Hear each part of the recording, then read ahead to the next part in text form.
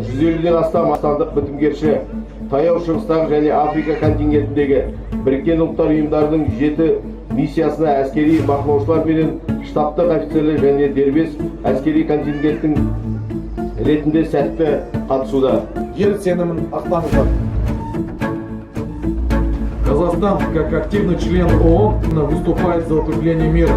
Бүгін біз Қазақстан қарулы күштерінің десант шабуылдау әскерлерінен құралған 3-ші ұлттық контингент жеке құрамы Голланд биіктеріндегі бітімгершілік миссияға аттанып бара жатырмыз. Біздің ол жақтағы басты тапсырмамыз екі ел арасындағы бөлінуді бақылау болып табылады. Для меня участие в миссии ООН – это большая честь и ответственность.